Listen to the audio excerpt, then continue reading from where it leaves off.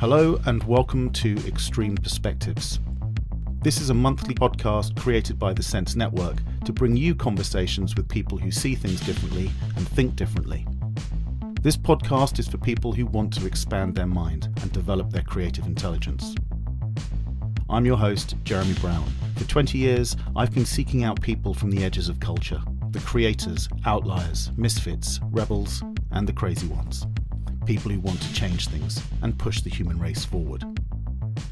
In this episode of Extreme Perspectives, I speak with the outlier, graphic artist, martial artist, and bull whisperer, Simon Harrison. Simon shares why he chooses to live at the mercy of the world and why society needs to reclassify success. He shares his experiences with mindfulness, contemplating death, and his authentic take on meditation. Morning, Simon. Welcome to Extreme Perspectives podcast. How are you today? Morning, Jeremy. I'm all right. I'm good. I don't know if I should be a little bit nervous about being recorded doing this. Never really done this before. Oh, well, I know it's the first time you used Zoom the other day as well. So there's a first time for everything, but I think you've got more experience in other areas of life that maybe some people listening today won't have any experience of. So I'm really looking forward to this one. So, Simon Harrison, we've known each other quite a long time. However, as you know, I start this podcast by asking the same question every week. Are you an outlier, a misfit, a rebel, or a crazy one? Well, I don't think I'm political enough to be a rebel. I've really not got that much interest in politics generally. I don't think it's a solution to much. So I'm not that. Misfit, possibly. I think I'm definitely not a crazy one. I think I'm a bit too rational for that, though I do have some out there ideas. So I would say if I was going to place myself in the strata of society, I would have to put myself as an outlier, somewhere way out there, because I don't find many people who share my views. Very rarely. You're amongst friends here, because I think a lot of people that I get to speak to do precisely feel that way. But it would be useful for those of us that have joined us today just to understand a little bit about your journey, or as much as you're happy to sort of to share, just to paint a bit of a picture of sort of your creative journey. We first met, I think the first conversation we ever had was me looking at some of your artwork. I always say that my career started when I was about 8, when I realised that my mum and dad got up every morning, argued, shouted at each other, got really fed up, and then went somewhere they didn't want to go to get paid so that they could earn a living. And I thought, wait, I'm going to school. I don't like going to school. And I'm not even getting paid. I'm kind of working for free. And that kind of set me up, because I just thought, well, I'm not doing that when I'm older. And I really made that decision right there and then. I was going to make sure that I did what I wanted as much as possible. And it kind of just naturally drove me in the direction of art, because I was very much into drawing and painting and stuff like that. So it was a very natural, almost seamless transition from school to a profession in art. I literally walked out of school, started designing record covers, and I never even really gave it a second thought about going to college or doing any of that. I just started earning, and then very soon after that, I decided to why not get into drawing comics, because I like doing that. So I went to Forbidden Planet, the comic shop in West London, and just showed my portfolio to the guys who were running the shop. I didn't know they were, and they were just like, "Okay, you need to go to the comics production class at the London College of Communication. It's being run by Gary Leach, and Dave Gibbons was there, the guy who did Watchmen. He's the artist and a co-writer on it, I think, especially for the recent series that was on HBO. And he met me there, and one thing I do remember is afterwards he said he was surprised by my admirable lack of respect, generally,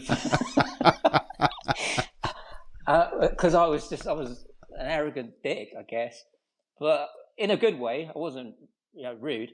And, I got on with them, and they then pointed me straight at IPC magazines who were publishing 2000 AD, the science fiction comic. I went there, I phoned them up on their recommendation. I said, Dave Gibbons and Gary Leach told me to ring you, and they were like, come straight down. I was there, within the week, showed them my portfolio, and they just went, don't go anywhere else.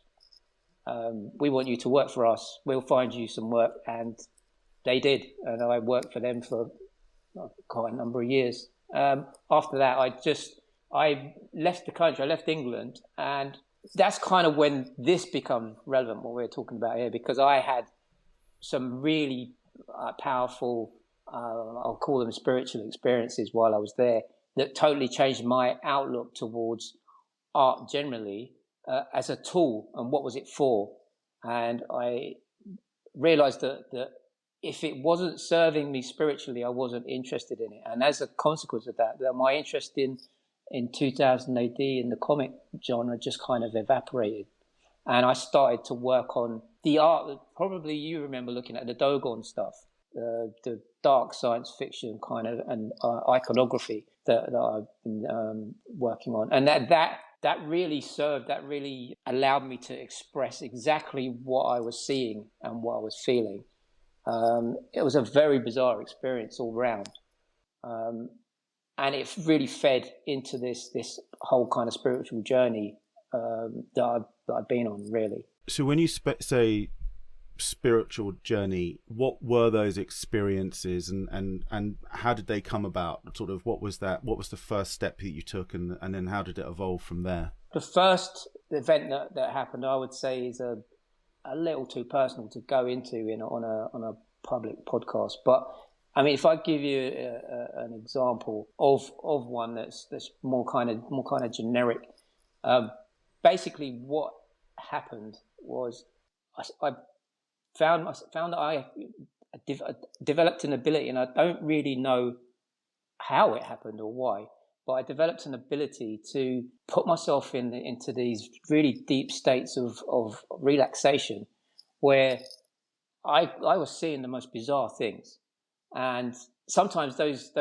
experiences, they were so powerful. I mean, they were life-changing, basically. An example would be, at one point, I'll give you an example. I came back from a training session on a weekend. Was very tired, laid down for a rest. Suddenly, I opened my eyes and the room's full of really bright light. And I remember, no, the light was off, but I didn't turn the light on. What's going on?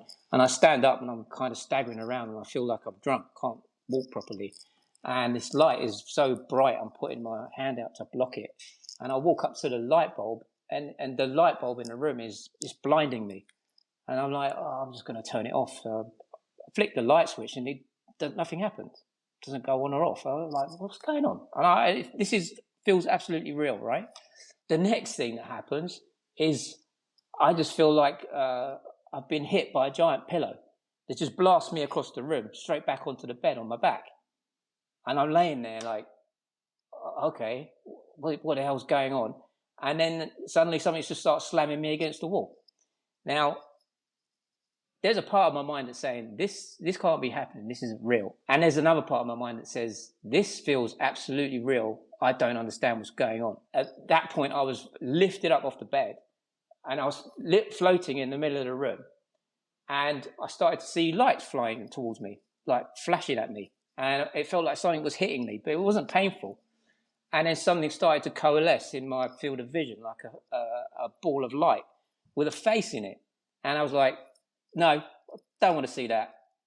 This was all so sudden. The amount of shock that I felt from it was just so intense that I just was like, I don't want to handle this. And then the next thing I know, I'm knocked flying back onto the bed again and just flung around all over the place. And eventually I just dug my fingers into my leg to get myself out of it. Right now, I didn't know what was going on. I went to tell my martial arts teacher what happened, and he just was like, And he went and spoke to the chief instructor, and the chief instructor gave him a load of Tibetan scrolls, and then he gave them to me, and he said, put these under your bed. And I was like, why? And he said, well, just to be safe, they're protection from spirits. And I was like, well, is that what happened? I don't know what happened. Now, there are a lot of things that happened to me that were similar. It's only years later that I figured out what actually was occurring. The meditation that I use is called Anapanasati. It's the mindfulness of the breath. And what happens is, as you get deeper into it, your mind starts to shut down its attention to the senses, right? The senses don't stop. Your mind just stops paying attention to them. And because of that, your mind has nothing to look at, right? So it gets bored. So it latches on to the only thing that's moving. And the only thing that's moving is the breath. And it turns the breath into an object within it that it plays with. And many times since doing this meditation, I've had this very similar experiences of being thrown around. But what you're feeling is you're not being attacked by evil spirits. You're experiencing the movement of the breath. The physical movement gets translated into a mental sensation that feels very real, right? And the light that I was seeing is something that's called a nimitta, which is what happens when your mind starts to become more and more cohesive. Is it starts to form a very simple image, and that image is a circle of light.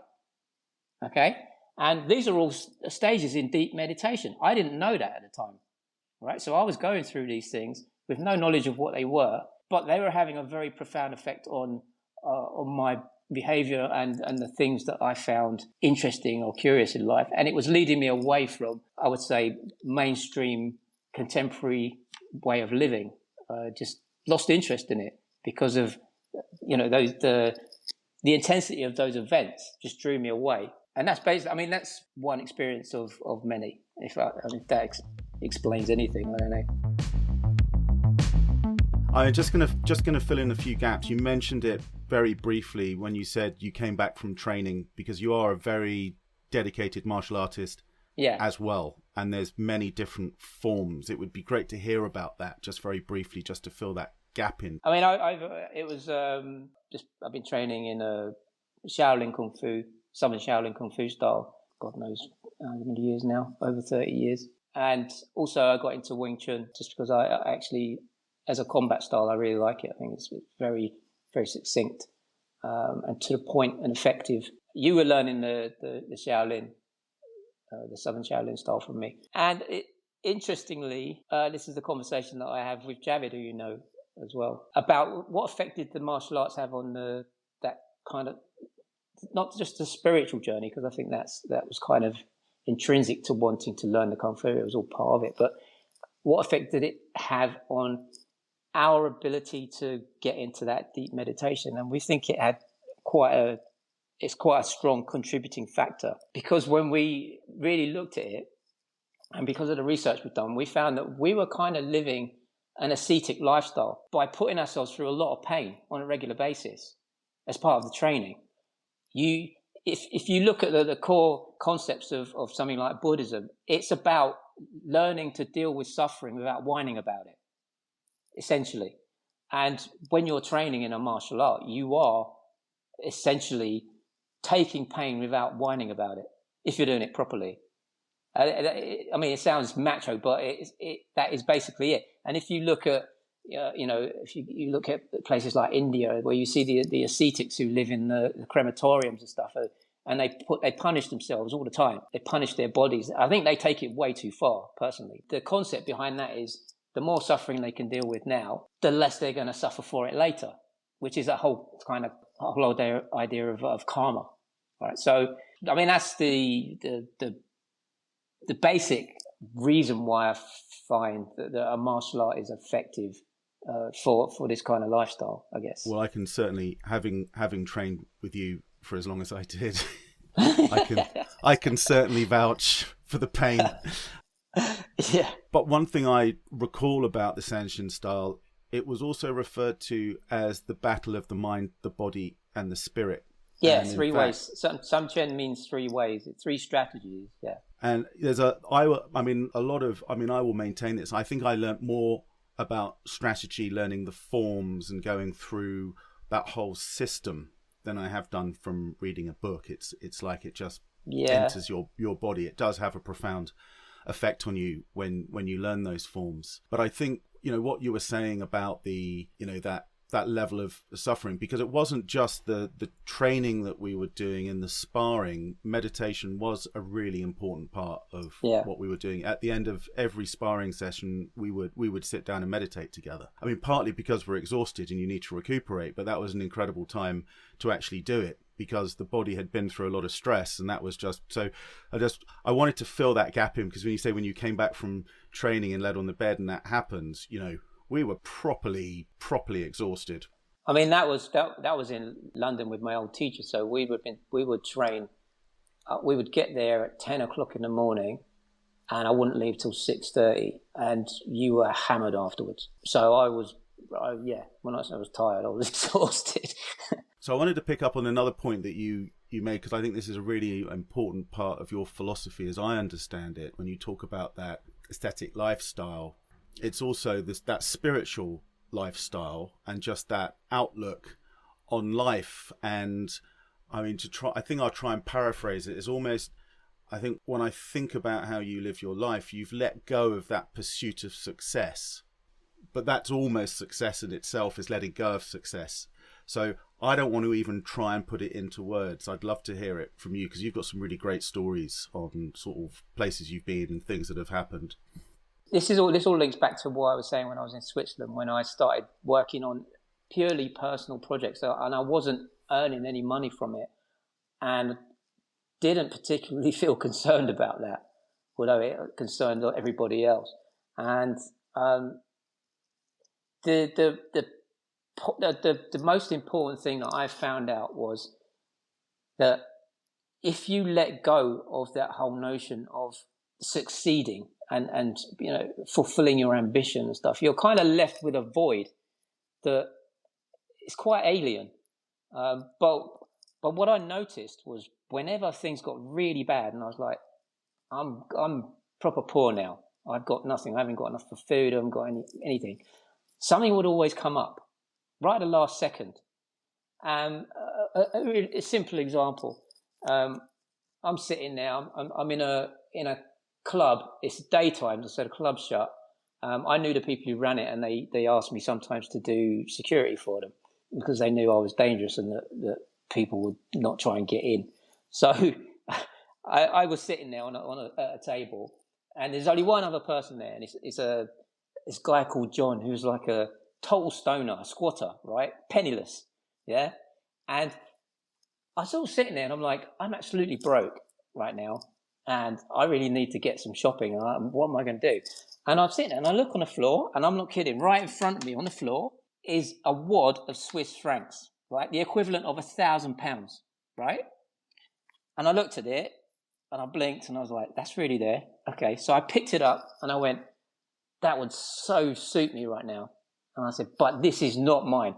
And I said to John, John, I just found this on the floor. It's a lot of money. It must belong to someone. And he looked at me, and he went, no, it's not mine. You have it. And I went, are you serious? I mean, this guy was like, he was poorer than I was.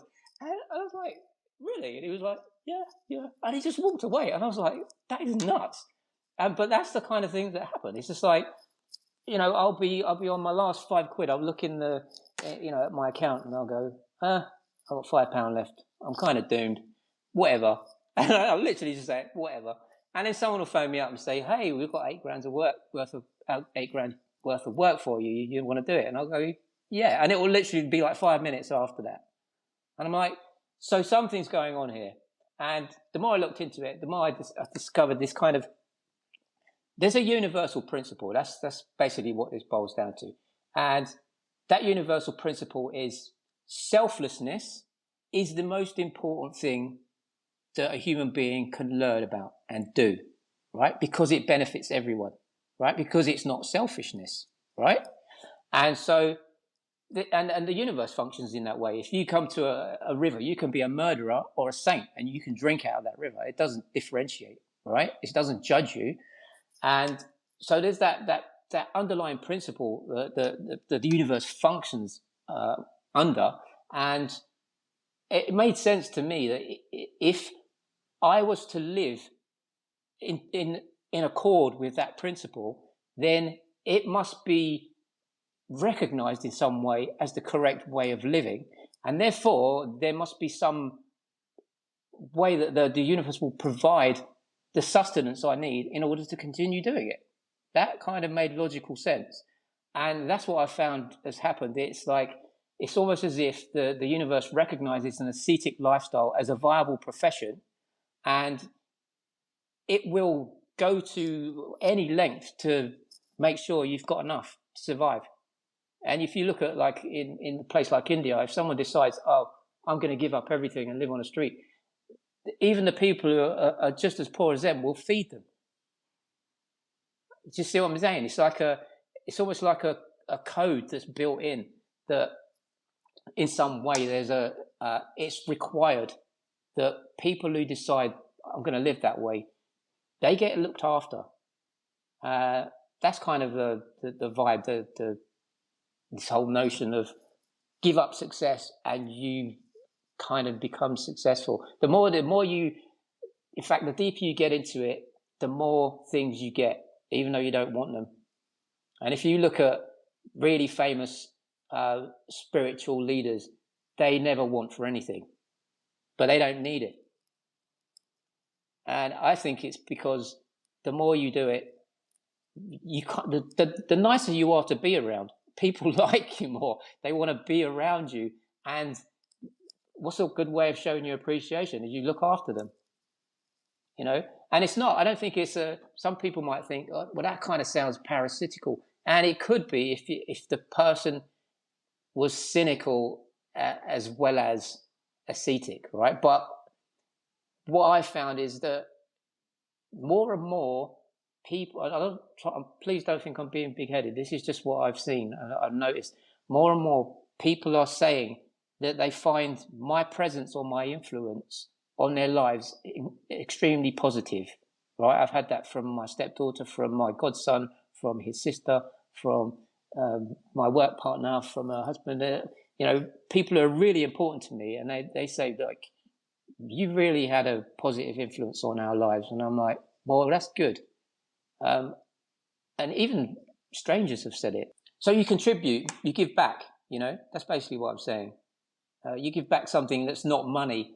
And I think that's kind of something that kind of annoys me a bit about the way society is based. It's like, if it's not money, it's not worth anything. And that's crap, because I know people who've got plenty of money and it doesn't make you happy. What makes you happy is contentment, a feeling of integrity. If you haven't got that, it doesn't matter what you've got materially.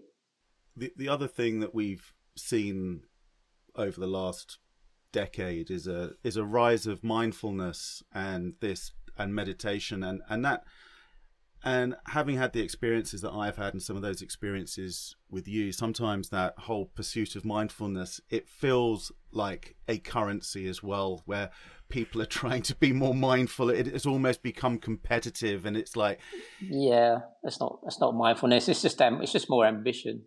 And this is the interesting thing. If you ask people, what is mindfulness? What actually is it? You will probably get 99% of the time you will get an answer. It's being really focused on what you're doing. It's staying with the moment. It's this, it's that. And all they're talking about really is trying, right? It's effort. What they're talking about is making an effort, concentration. This is not mindfulness. It's nothing to do with mindfulness. It's the complete opposite of mindfulness. If you think about the fact that people approach mindfulness because they want to get away from their problems, and that their problems are a consequence of their acquisitiveness and their need for material sustenance and the fulfillment of their ambition, right? So that's all their problems are a consequence of trying. And then they go to mindfulness, a mindfulness system that is more of the same, more trying, more effort, more concentration.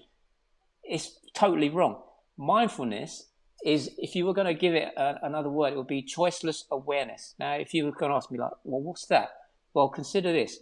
Your body is what is doing your mindfulness. You can't do mindfulness. No one can do mindfulness. Your body does your mindfulness for you, right? It collects information almost all the time, even when you're sleeping, right? And assimilates that information All right. And all of that happens way before any influence from the conscious mind can get to it. Right.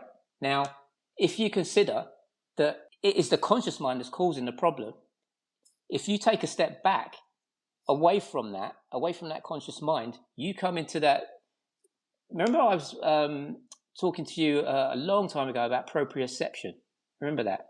Proprioception, the body's ability to know where it is and what it's doing in space at any given time. You know right now, immediately, that you are sitting down, right?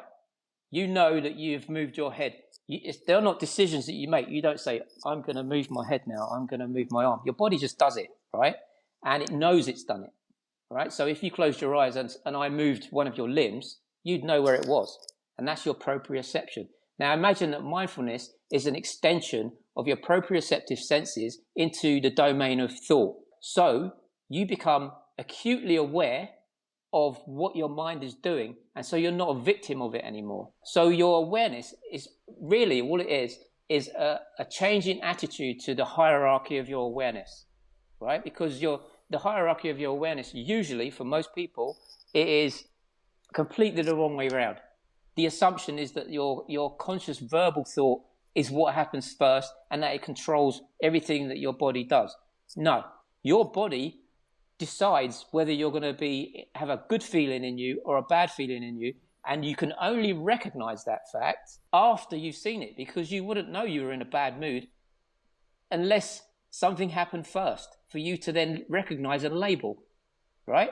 So everything that you do, and this is really peculiar, everything you do, every decision you make comes first from your body and then filters down into your, if you want, ego, your constructed mind that's an outcome of stored information, and then that tries to influence what's already happened, which is absolutely stupid, right? So what, if you like, meditation or mindfulness is the recognition of that incorrect order, seeing the futility of trying to change what's already happened, and then just stopping doing it. It's like, why should I do that? Why would I struggle to influence what has already occurred when I can't? That's like someone punches you in the face and you go, oh, right, what I'm going to do now is I'm going to apply my verbal thought to stop that from happening. Tough, it's already happened. You've already been clumped, right? So all you've got to do now is deal with the pain, right? And that goes in the wrong direction as well, because then the mind jumps on that and says, I wish this wasn't happening. Well, it's already happening. Deal with it. Then the only way to deal with it is to endure it until it goes away. So if I was going to say anything to people about like learning meditation or anything like that, would be, it is just literally about getting the right order within the hierarchy of your awareness, becoming aware of it, and just don't deviate from it. Or when you do, be aware of the fact that you have. Essentially, that boils down to being aware of your motives for everything you're doing.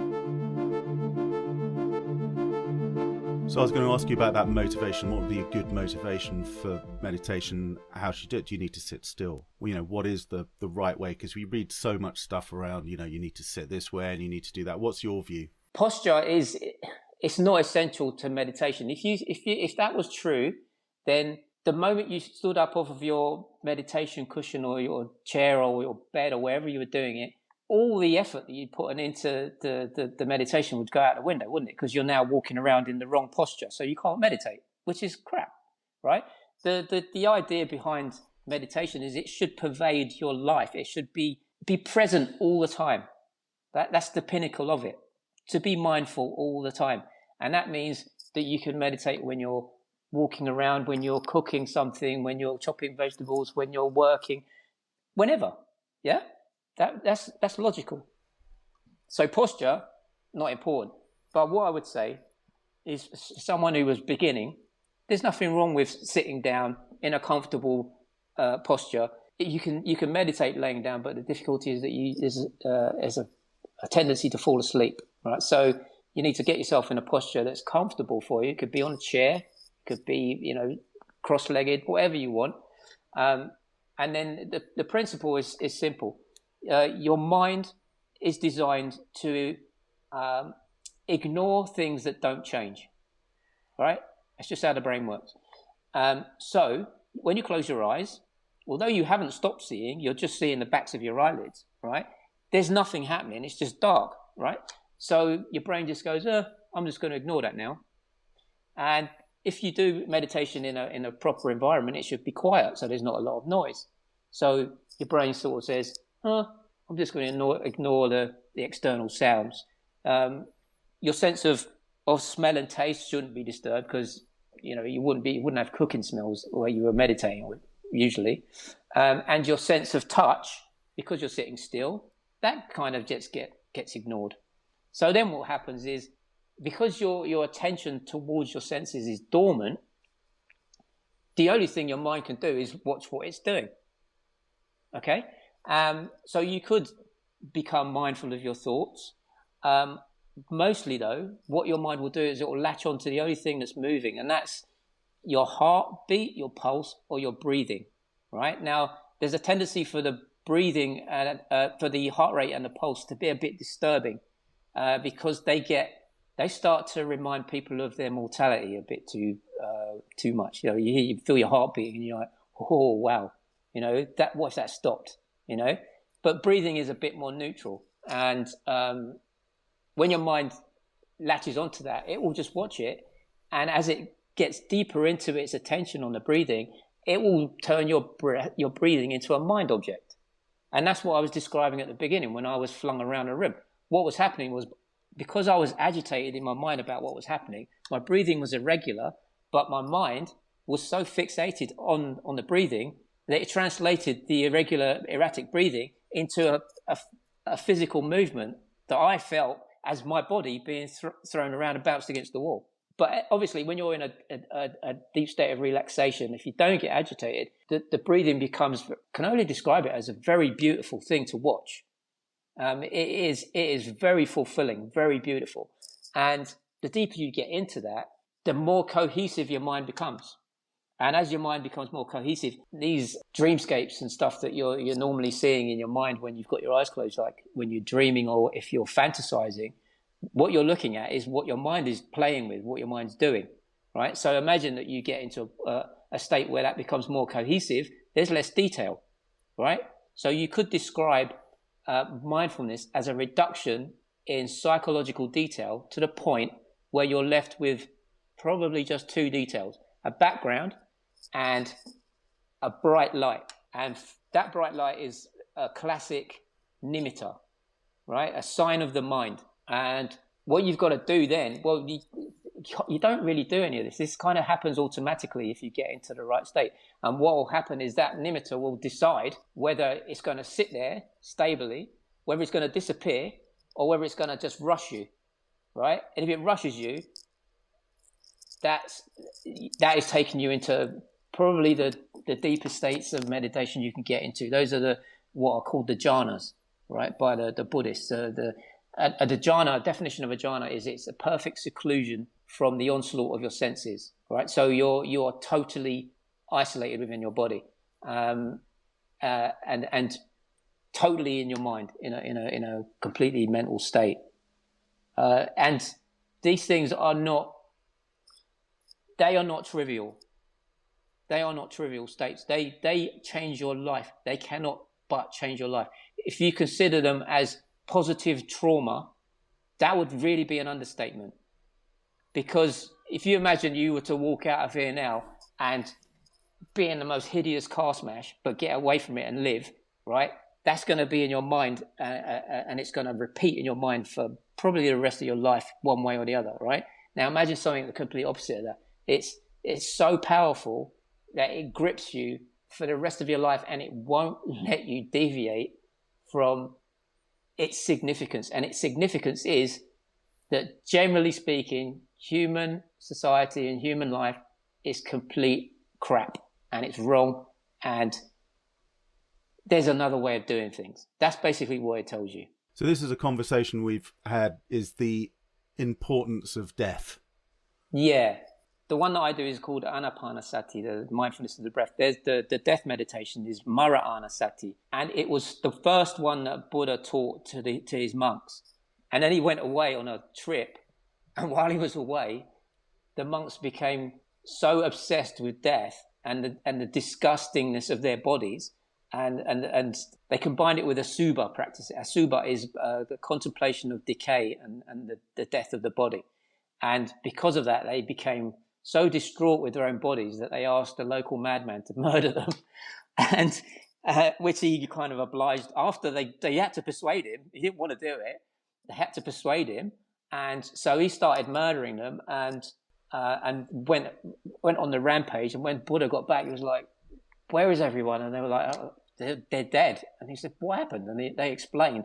And he was like, oh, right, you're not ready for that kind of meditation. So he taught them Anapanasati instead, which is a step back, which is still a contemplation of your mortality, but it's way more gentle, right? Because you're watching your breath, and you have to acknowledge that at some point that's going to stop and you will die. It's inevitable, right? But it's not a full-on contemplation of death. So you're somewhat removed from the sharpness of that death contemplation. And if you think about it, if you really accepted the fact that any moment, and this is absolutely true, any moment you could die. We could die. One of us could die during this conversation, right? It's happened somewhere in the world. Someone has dropped dead in the middle of a conversation, right? There's no rule that says that we are going to live past the next breath. And if you really accept that, then how can that not change your view of the sort of trivialities that human beings generally get involved in? How can you have an argument with your loved one knowing that it might be the last time you see them? You put it right immediately, don't you? If you've got any sense. How could you tolerate a lifestyle that you can't stand or a job you can't stand when you realize, I could die doing this? Would you do it? Would you tolerate it? No, you wouldn't. You'd be like, I'm done here. You just walk out, right? So it changes your attitude to everything. The only problem with it, with death contemplation, is if you're not very stable and very well restrained, pretty much if you're not a monastic, it will drive you nuts. Is this a point where I confess to having done it for 30 days, 30 consecutive days? I did it, so I survived that. And I think I came out of it, having done that, actually not wanting to change a thing. And I think, having friends like you is helpful because there's other people on similar journeys. Yeah, but you were always doing what you wanted to do, weren't you? You weren't taking exactly. any crap. You just were like, well, yeah, exactly what I'm saying. It's like, if your life's not in order, that kind of contemplation will utterly change you. If your life is in order, it will just make you want to do more of what you're doing. That's consistent, I would say. It is. And I think, to sort of close the loop on some of this, other experiences I've had, and when I mentioned earlier, one of the first conversations we ever had was around some of this artwork, which, as you said, is very dark, very dark backgrounds with figures in the foreground. And I saw that artwork and I recognized it. And I told you that I'd been there as well. Yeah. And it was a familiar landscape and setting, but not anything that we would know. And that, and a lot of that, the last time I got that was from I'd actually been fasting for a couple of days before I did a yoga nidra. And that was a guided meditation. And it was I did it with about 20 other people. And I think I was the only person that got to that place as well, where, that light is there, and it's just the most profound experience. And it's incredibly enriching thing when it happens. So I think that's and that for me is, when you have those common experiences and you can talk about them, you sort of go, there's a lot of other things going on here, incredibly powerful things that we've sort of lost touch with. And I think doing it, and it's like, what brand of meditation are you buying right now is maybe a question that you want to ask yourself. Yeah, I had a conversation with someone on the weekend.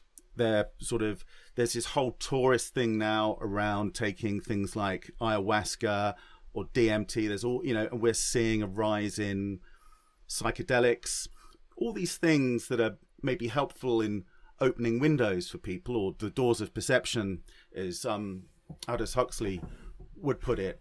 But, you know, there are very natural ways of getting there too. And I think that's, you know, I think that's and that's certainly something that I know that you've done, because if anyone's under any illusion, I can vouch for Simon. He does not take drugs and he does not drink. So this is an entirely pure and natural journey that you've been on. It's it's interesting that the rise in psychedelics and stuff. I think it's if it makes people more open-minded, whatever. I mean, I'm not puritanical about my lack of participation in drugs and stimulants and stuff like that. It's just, you know, what other people do is their business.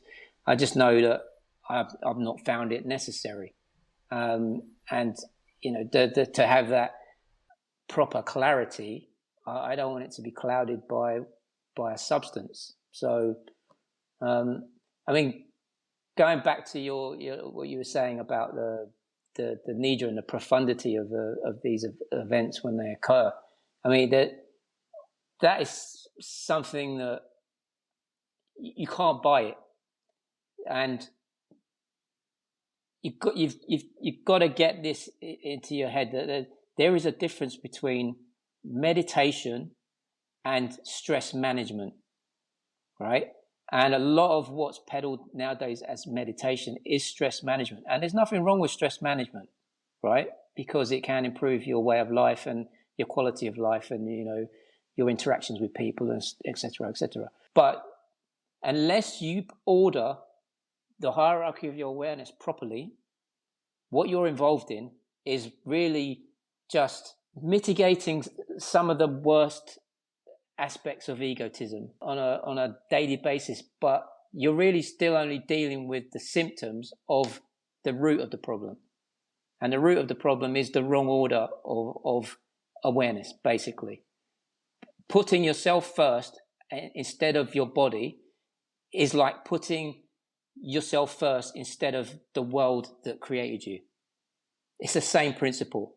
It's going against the universal principle. We are here because the universe has created the conditions to allow us to be, not the other way around. So we are in no position to place ourselves first. And if you do place yourself first, the inevitable outcome is conflict and destruction. And you just have to look at the world to see that is the case, right? And you just have to look at a correctly run monastic community to see how they don't destroy their environment because they're living with their minds in the right order. Now, I'm not saying that everyone should become a monk or a nun. I'm not saying that. I'm not going to become a monk or a nun. I'm not going to become a nun. But I have no interest in becoming a monastic. But it is plainly obvious, if someone looks into this properly, that is the key factor, is getting your mind in the right order, right? That's the whole notion behind that term samadhi. It means composure. Samadhi is this, everyone assumes samadhi is, you know, wonderful experiences of you know, and transcendentalism and seeing God and all that. That might happen, it might not, it doesn't have to, right? The important aspect of samadhi is the composure that you get, or the orderliness of your mind that then allows you to approach suffering correctly, right? Because suffering is inevitable. You can't stop it. It's going to come, no matter how much of a lovely life you're having. There will come a point where someone you know gets sick, or they die, or they have an accident, or it happens to you. It's just life. You've got a body. As soon as you're born, you're old enough to die, right? That's just the truth. And you've got no way of predicting when that will happen. All you can do is set conditions so you can maybe slow it down. Like, don't sit on a couch and stuff your face with corn dogs because you'll have a heart attack early. So do some exercise, live a healthy life. You might live longer. There's no guarantee, right? So it's all, you see how that's all linked together, right? And that's a bit of a harsh way of looking at things, but it is true. Well, it's as you say, it's universal principles and it's first principles, and it's getting back to that, and it's knowing what's what and not getting wrapped up in stuff too much. I think composure and posture and how you turn up is so important. And you know, one of our values is just minding the energy. It's just kind of, you know, you might have a lot of shit going on, and it's kind of like, if you have, great, tell us about it, get it out of the way, don't let it get in the way. And one of the things, it's Alan Watts said this about meditation. He refers to it as medication rather than meditation. It's when to use it. You don't need it every day. It's one of those things that you can use it, as you say, to get things in the right order and to get things into, and that's coming from someone who did do it every day and has clocked up a lot of hours of doing it year in, year out, every day, boom, and then getting to a point going, I don't actually need to do this anymore. It's how you live. Yeah, what I would say is if that's the case, then he's probably in a state of meditation anyway. Exactly. Because he's not freaking out about what's going on around him.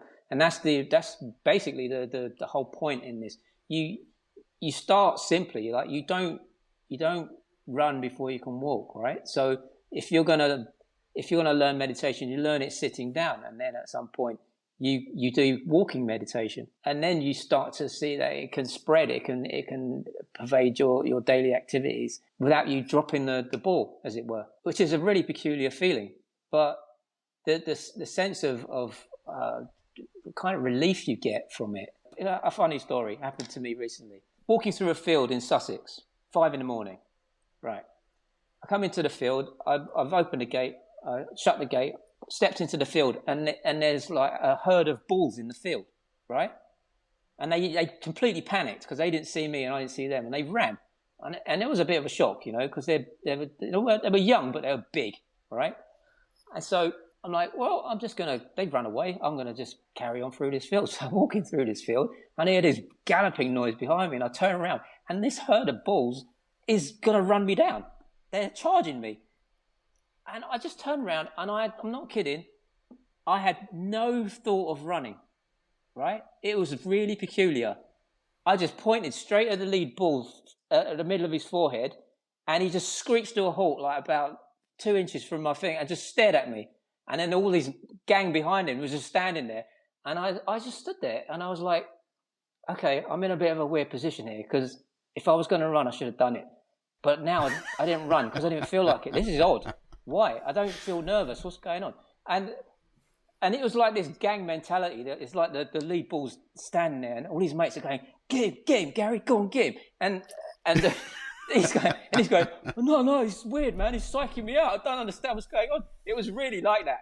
It was actually comical.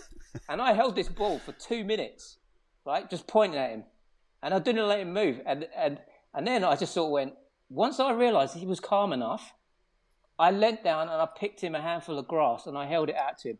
And he looked at me and he looked at the grass and he looked at me and he started drooling, but he wouldn't eat it. And then I just sort of went, all right, here you go. And I dropped it in front of him and he just stood there looking at me, and then I just sort of went, all right, bye. And I didn't back away. I just turned around and I walked off. They didn't follow me, right? I got out of that field. I had another 100 meters to walk, right? And I got out of that field and I was like, that is really weird. That is not a normal reaction for being charged by a herd of bulls. It's not the first time that's happened. And in properly stressful situations, I told you about the train. It was similar.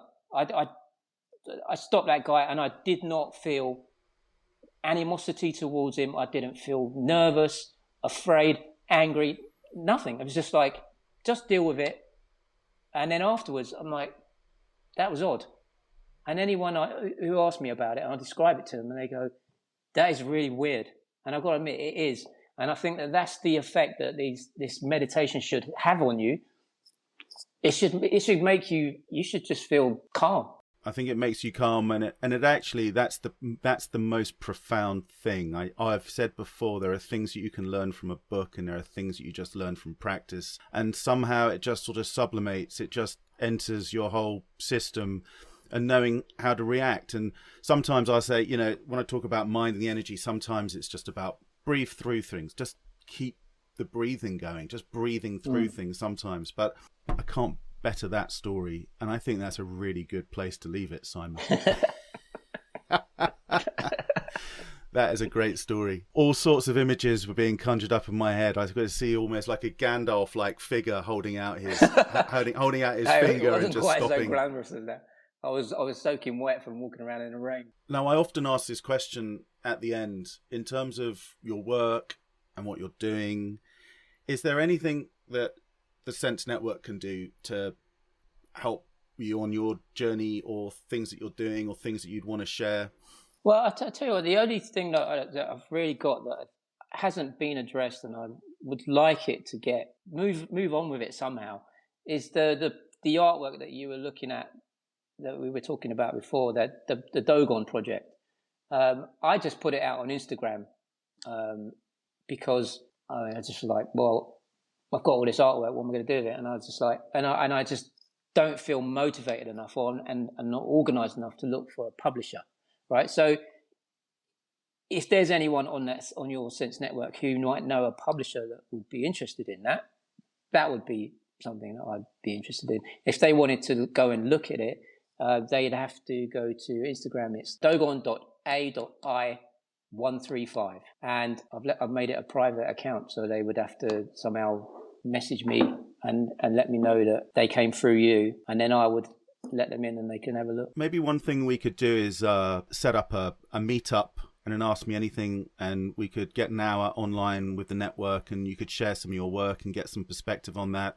Yeah. It's a project that is very relevant to what we've been discussing, because all of the images came out of those processes. And also there was a lot of information that I painted. I mean, I was writing Berber Arabic symbols on things. I don't know Berber Arabic, right? So where was it coming from? There were Japanese characters in there that I don't know Japanese either, and certain symbolism that was just, I don't know where it came from. And the only thing I can say is it came from the collective, and that's where you go when you do these deeper meditations. You go to the collective. That light that I was talking about, that nimitta, the one thing that I realized the first time I saw one was, it's not mine. It doesn't belong to my mind. That is what I'm looking at now. That's everyone, which is a really peculiar feeling. And that's why it affects you so strongly. It's incredibly powerful. That term force of nature didn't really mean anything to me until I saw that, one of those things. And the word awesome, it's overused. Wait till you see one of those, and then you'll know what awesome is. You will. It'll put the shits up you big time. That's a proper powerful thing. It's like staring at a tornado that's looking back at you. Awesome. You're welcome. Thank you. Cheers, mate. Thank you for listening to Extreme Perspectives, brought to you by Sense Worldwide. We'd love you to join this conversation using the hashtag Extreme Perspectives. If you enjoyed it, leave us a review. The Sense Network collaborates with many of the world's most innovative companies to help them be more innovative.